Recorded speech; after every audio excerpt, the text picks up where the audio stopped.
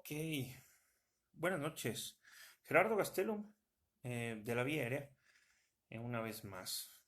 Y quiero tomarme unos pequeños minutos, no mucho tiempo, para hablar sobre este dispositivo. Nuevamente es el buggy de intubación. Quiero hablar un poquito más sobre el buggy porque me han hecho muchas preguntas sobre el uso de los mismos. Ya tengo aquí en el canal y en YouTube un video de cómo se utiliza y cómo es que funciona, pero mucha gente me sigue preguntando, oiga, doctor, ¿por qué hay que usar el buggy? ¿Cuál es la recomendación precisa de utilizar el buggy? ¿Cuáles son las razones para recomendarlo y para utilizarlo? Mucha gente que no lo conoce o que no ha trabajado con él, cuando lo tiene por primera vez en sus manos, le parece muy inestable, se pica el ojo con él y de repente no entiende por qué se recomendaría utilizar algo como esto. Pero créanme, vale la pena.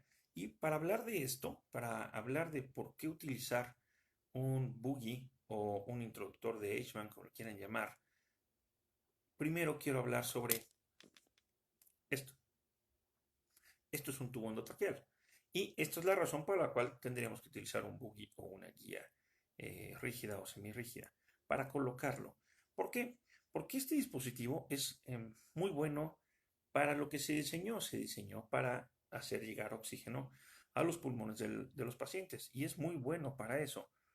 Recuerden que no es la única manera de oxigenar a un paciente y la gran mayoría de los pacientes no va a tener una necesidad inmediata de colocar uno de estos para poderlo oxigenar. Se pueden oxigenar primero por algunas otras maneras, de algunas otras formas que son más rápidas, son más sencillas y nos compran tiempo para mejorar la oxigenación del paciente, mejorar algunos aspectos hemodinámicos del mismo para después colocar el tubo. Entonces funciona muy bien para lo que fue hecho. Sin embargo, su diseño no fue pensado en que fuera colocado fácilmente. Fue pensado para que haga su trabajo, pero en cuestión de la colocación tiene algunos problemas y es de lo que les quiero hablar. Ahorita quiero hablarles de tres aspectos del tubo endotraqueal. El primero es el color. Como pueden ver, este tubo que tengo en las manos es un tubo transparente y la gran mayoría de tubos endotraqueales actualmente son transparentes. Este es un Mallinckrodt 7.5 y eh, yo he trabajado la mayor parte del tiempo con estos tubos, pero alguna vez llegué a trabajar con esos tubos opacos naranjas con el globo en amarillo. Si alguien por ahí conoce una indicación precisa de tener que utilizar ese tipo de tubos que no son transparentes, pónganlo en los comentarios porque la verdad yo la desconozco. Queremos que sean transparentes, lo primero para poder observar que el aire está entrando y saliendo. Obviamente el aire no se ve, pero lo que sí podemos apreciar es la condensación que se hace en el interior del tubo cuando el paciente está exhalando. No todos los pacientes exhalan aire caliente, no en todos los tubos endotraqueales hay una condensación y no debe ser tomado como un dato de buena o mala intubación, pero queremos ver cuando hay esa condensación. Nos gusta verla porque nos ayuda a saber que el paciente está teniendo cierto intercambio de aire desde el exterior hasta adentro y viceversa. La otra razón por la cual este tubo es transparente es porque queremos ver si algo malo está sucediendo dentro del tubo y por tanto de la vía aérea, como es la presencia de sangre, de vómito o de cualquier otra secreción. Por eso es transparente.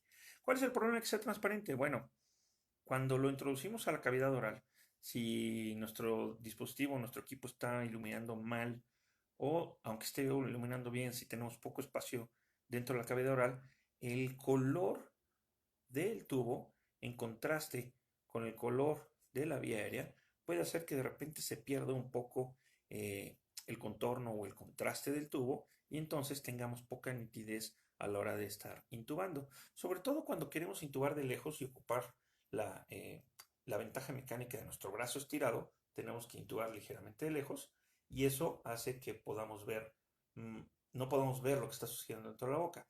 Eso a veces hace que tengamos que acercarnos demasiado a la vía aérea, pero perdemos ventaja mecánica para la laringoscopía. Entonces, eso es por el color. Eh, la dureza. Los tubos endotraqueales no son muy duros, son de un material plástico libre de látex que en realidad no es muy duro, sin embargo sí tiene cierta firmeza para que el tubo se mantenga cilíndrico y se mantenga como un tubo, como lo que es, y no se vaya a colapsar, porque si se colapsara fácilmente, se obstruiría el paso del aire o del oxígeno. De la misma manera, tiene cierta fuerza o cierta resistencia para que no se doble fácilmente y tampoco se obstruya así la vía aérea. Esa dureza también hace que cuando el tubo endotraqueal choca con alguna estructura en la vía aérea, sea difícil zafarlo de ahí y con algo de fuerza que hagamos podamos lesionar la vía aérea. Y estoy hablando de las cuerdas vocales o de algunos cartílagos o nervios que podrían ser dañados durante la intubación de emergencia. Por hacerlo rápido y hacerlo eh, con prisas, podemos llegar a lastimar. Y es tan rígido que a veces cuesta trabajo manipular, con una sola manipulación, liberarlo de donde esté atorado. Y por último, el diámetro. Obviamente tiene que tener un buen diámetro para que pase y fluya fácilmente el aire sin mucha resistencia. Y para eso, que estoy mostrándoles es un 7.5, es un Malexrod 7.5 de diámetro interno. Esto es lo que le pondríamos a un hombre joven, por ejemplo, entre 7.5 y 8.5. Pero el problema es que entre más grueso sea el tubo, cuando lo insertamos a la vía aérea, ocupa más espacio y nos tapa la visión. Pensemos que esto es la glotis y cuando te acercas con el tubo endotraqueal, no está muy cerca, ¿eh? Está lejos, pero cuando te acercas, pierdes lo que estás queriendo ver, pierdes visibilidad. Imagínense que mi cara es la glotis y cuando se van acercando hacia la glotis, de repente, ups, ¿ya no la ven? Porque lo único que ves es la parte posterior de tu tubo acercándose a la glotis. Eh, este diámetro interno además se ve más ensanchado por la presencia del globo neumotaponador. Este neumotaponador es importante para mantener la presión del aire que estamos ventilando y para evitar la fuga de oxígeno y de gases anestésicos, por ejemplo. Entonces, este balón de baja presión es importante y otra vez está destinado a una buena administración de oxígeno, pero nuevamente, si no lo desinflaste bien, también es parte importante que te produce bloqueo de lo que estás viendo dentro de la boca. Entonces, el color, el diámetro y la dureza del tubo endotraqueal no fueron pensados para que fuera fácil colocarlos. Sin embargo, tenemos aquí una respuesta. Color, alto contraste, en contra de el tejido circundante dentro de la vía aérea. Es más fácil verlo desde lejos, aunque estés intubando con una posición erguida y el brazo extendido. Es mucho más fácil ver hacia dónde va el tubo si va guiado primero por un buggy. Es muy fácil ver hacia dónde va el buggy. Eso es en cuanto al color.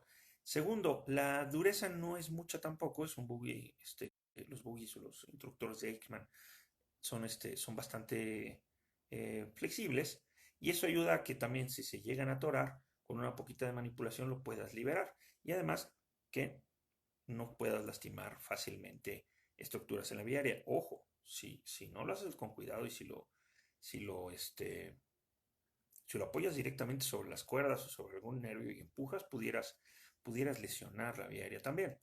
Pero al ser un calibre más delgado, es más difícil que eso suceda. Y por último, por último, sí, el diámetro. Si tú tienes una laringe o una glotis y te acercas con el buggy, por más que lo acerques, sigues viendo la laringe, sigues viendo las cuerdas vocales. Entonces, inclusive cuando el tubo, el buggy está dentro, sigues viendo lo que hay ahí. Entonces, hasta que acercas el tubo es cuando dejas de ver la glotis, pero el tubo ya está encarrilado hacia adentro. Ya está dirigido hacia donde lo quieres dirigir. Lo acerco hacia la cámara para que vean lo mismo hace rato. Por más que lo acerques, sigues viendo lo que hay alrededor de la punta del buggy. Y entonces no pierdes demasiada visibilidad. Ahora, mucha gente cuando empieza con esto de la vía aérea, o aunque ya tenga mucho tiempo, dice, oye, es que se mueve mucho. Mira, con un pequeño movimiento de mi muñeca, la punta del buggy se mueve demasiado. Y eso es cierto, hay que aprender a manipularlo.